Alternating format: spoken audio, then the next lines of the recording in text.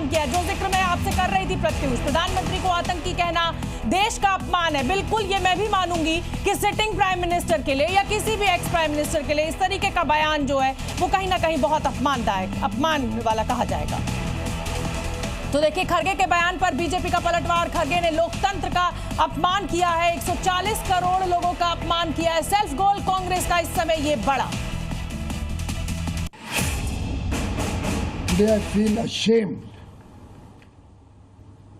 that the Congress party and Mr. Stalin's DMK party have come to such a low level.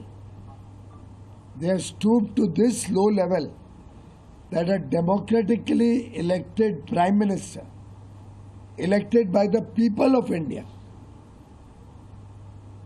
they are calling a terrorist.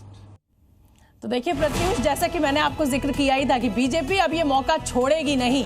Manishankar Iyer ने नीच कह दिया था, तो आपको याद है कि किस तरीके से पूरी बाजी पलट गई थी। और खुद बंगाल के नेता जो हैं उन्होंने भी कई बार जब मोदी को कोसा तो वो बैकफायर किया था।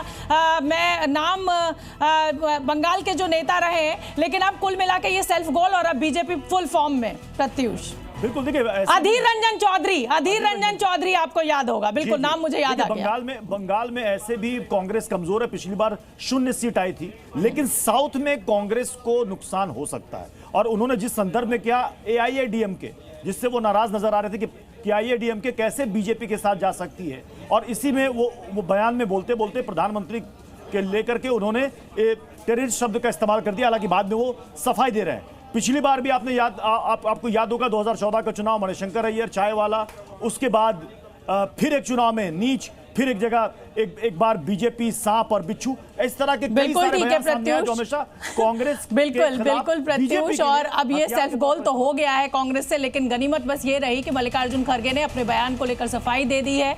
और जी न्यूज एक जिम्मेदार चैनल है। मल्लिकार्जुन खड़गे ने अब एक तरीके से क्षमा मांग ली है और कहा है कि उनका ये मायने नहीं थे, ये उनके मतलब नहीं थे। तो अब दोनों पक्ष आ चुके हैं, लेकिन बीजेपी इसका फायदा जरूर उठाएगी। बहुत बहुत धन्यवाद प्रत्युष जुड़ने के लिए।